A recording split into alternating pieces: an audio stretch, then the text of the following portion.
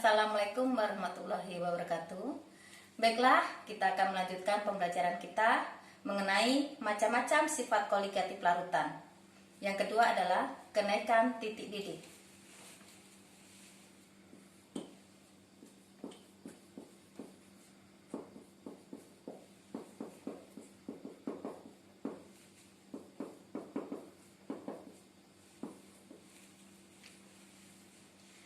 Kalian tentu pernah melihat air mendidih, bukan? Bagaimana pendidihan suatu zat cair terjadi?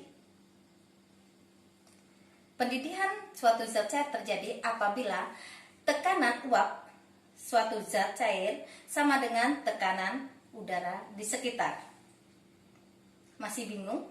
Baiklah, untuk menjelaskan kita menggunakan gambar berikut.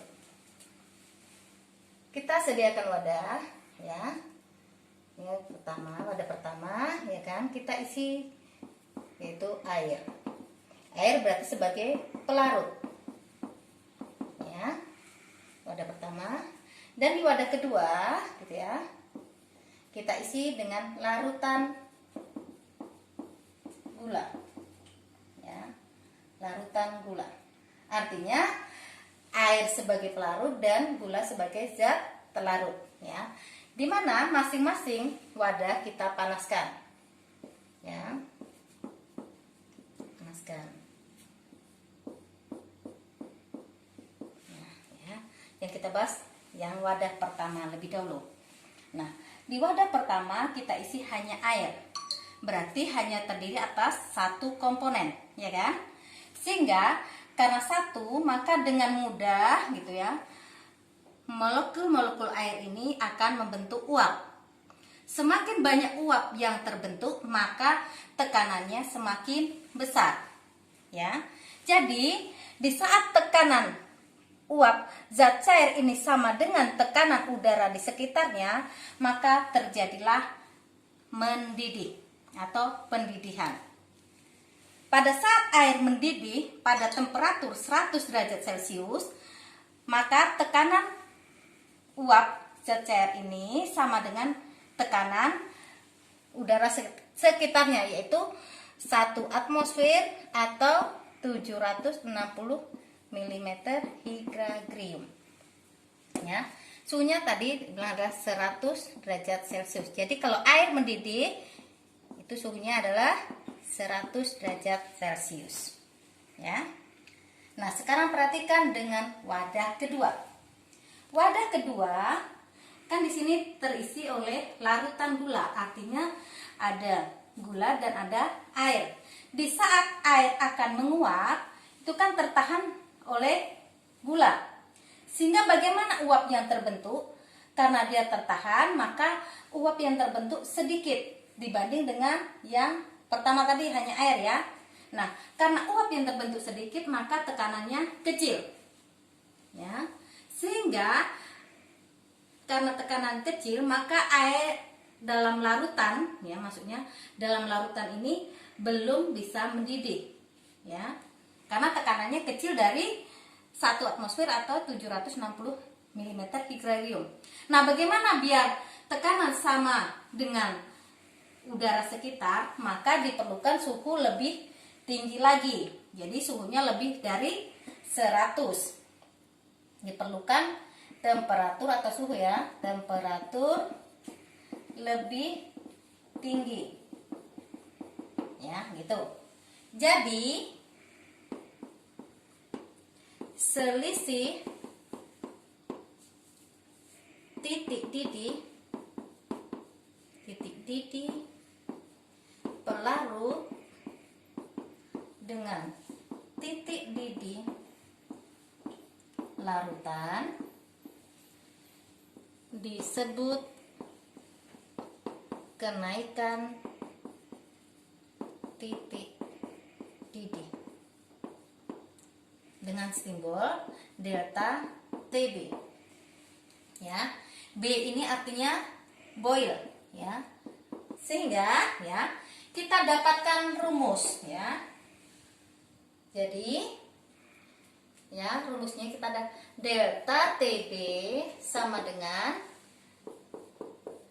titik didih larutan dikurang titik didih pelarut, gitu ya.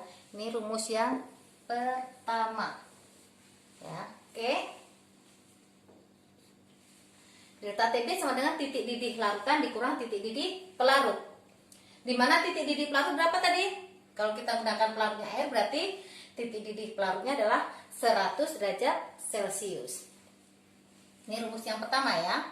Berikutnya, bagaimana hubungan kenaikan titik didih dengan konsentrasi? Ya. Jadi, kenaikan titik didih yang disebabkan oleh 1 mol zat pelarut dalam 1000 gram pelarut mempunyai harga yang tetap, disebut dengan tetapan kenaikan titik didih molar atau disingkat dengan KB. Gitu ya. Setiap zat pelarut mempunyai harga KB yang berbeda-beda, sehingga kita dapatkan rumus delta TB sama dengan KB kali M. Ya, yang ini tadi adalah tetapan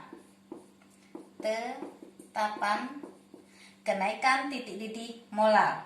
Ya, harganya berapa? Karena udah ketetapan di sini adalah 0,52 derajat Celcius. Udah ketetapan ya. Sementara yang ini masih ingat apa itu? M kecil? Molar. Nah, gitu ya. Maka bisa kita jabarkan delta TB sama dengan KB kali ini apa? Massa zat terlarut dibagi mR zat terlarut dikali 1000 per massa pelarut. Nah, ini berarti kita rumus kedua ya. Nah, ini sama ya. Sampai di sini mudah-mudahan bisa dipahami. Untuk lebih memahaminya, kita masuk pada contoh soal. Contoh soal yang pertama, sebanyak 6 gram urea MR sama dengan 60 dilarutkan dalam 500 gram air. Maka titik didih larutan tersebut bila KB air diketahui sama dengan 0,52 derajat Celcius. Nah, perhatikan ya. Kita jawab. Yang pertama kita ketahui dulu apa yang diketahui biar paham nanti ya. Di sini ya kan telah disampaikan yang masanya sedikit itu berarti yang terlarut, ya kan? Berarti sini massa terlarut. Yang mana sedikit? Ya kita paham ini urea 6 gram sementara kalau air 500 ya kan? Maka massa terlarut 6 gram. Ini versi ibu ya. Berikutnya MR, berarti MR terlarut ya, yaitu massa MR urea sama dengan 60. Massa pelarut sama dengan 500 gram. Ya kan? Selanjutnya apa lagi yang diketahui? KB. Oke, KB air sama dengan 0,52 derajat Celcius. Yang ditanya apa? Maka titik didih larutan. Nah, oke. Ditanya titik didih larutan. Ya. Disingkat itu sama dengan TDL. Nah, gitu ya. Titik didih larutan. Ya, kita jawab. Dijawab. Ya, oke. Kita tahu rumusnya. Delta TB sama dengan KB kali M, ya kan? Kita masukkan. KB-nya 0,52 ya. Dikali ya. Masanya tadi 6 dibagi 60 dikali 1000 per 500, ya kan? Selanjutnya bagaimana? Kita coret ya. Dibagi ini dapatlah 2. Ini dapat 0,1 ya kan? Nah, kalikan 0,52 dikali 0,1 dikali 2. Dapat berapa? Setelah dikali dapatlah 0,104. Ya kan? Ini untuk delta TB. Kita ingat tadi rumus sebelah, ya kan? Dimana delta TB sama dengan titik didih larutan dikurang titik didih pelarut tadi kan? Nah, bagaimana selanjutnya? Boleh disingkat ya kan? Delta TB sama dengan TD L nih dikurang TDP. Nah, sama aja ya. Oke. Nah, sekarang perhatikan karena yang ditanya adalah titik didih larutan, maka TDL sama dengan apa? Delta TB ditambah TDP, ya kan? Delta TB-nya tadi kita dapatkan berapa? Ayo kita tengok lagi, 0,104 ya kan? Ditambah titik didih pelarut, karena kita pelarutnya air, berapa air mendidih? 100. Maka ditambahkan dengan 100,104 derajat Celcius.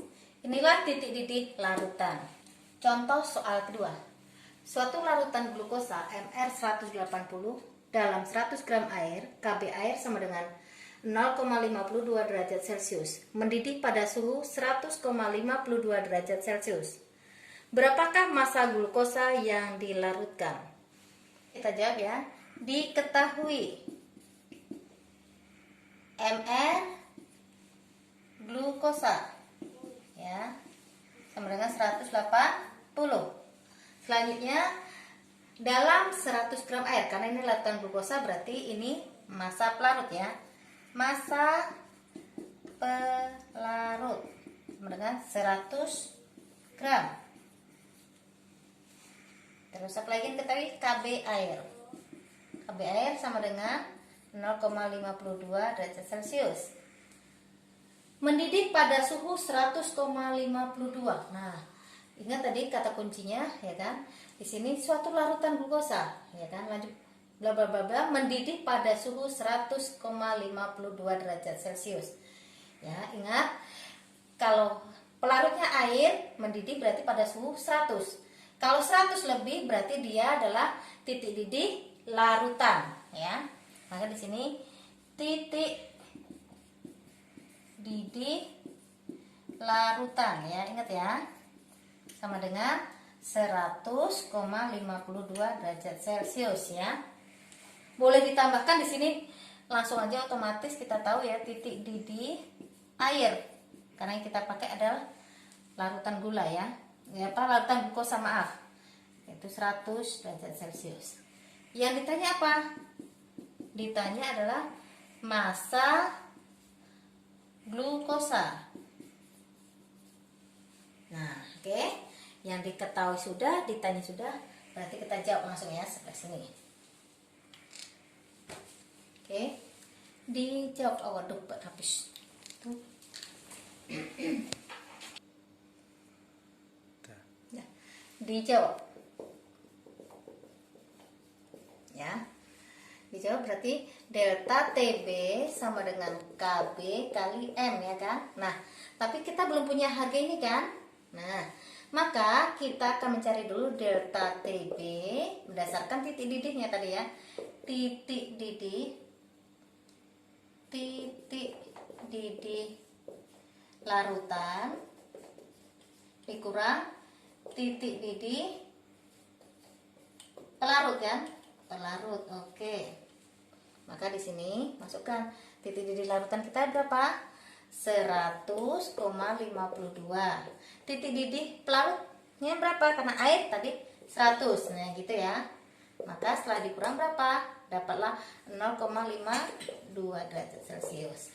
Karena harga delta TB sudah dapat, maka kita bisa menggunakan rumus kita ini. Delta TB sama dengan KB kali M ya. Kita masukkan 0,52 sama dengan KB air tadi 0,52 dikali massa zat larut kita adalah glukosa, berarti massa glukosa gitu ya. dibagi ml glukosa tadi adalah 180 dikali tetapan, ini 1000 tetap ya, tetapan. Massa pelarutnya adalah 100. Nah, sampai sini udah ngerti? Udah? Berikutnya, karena ini bisa kita bagi ya sama-sama, dapatlah 1 ya. Yang ini dibagi. Oke, tinggal 10. Maka penyelesaian selanjutnya adalah tinggal massa glukosa dikali 10 sama dengan 180, ya kan? Sehingga massa glukosa sama dengan 180 dibagi 10, dapatlah 18 gram. Demikian massa glukosa yang dapat adalah 18. Sampai sini mudah-mudahan bisa dipahami. Sebelum Bu akhiri ya, tugasnya adalah membaca tentang penurunan titik beku. Tuliskan kesulitan ataupun kendala dalam mempelajari penurunan titik beku. Kumpulkan pada waktu yang ditentukan. Ibu akhiri, wabillahi taufiq wal hidayah. Wassalamualaikum warahmatullahi wabarakatuh.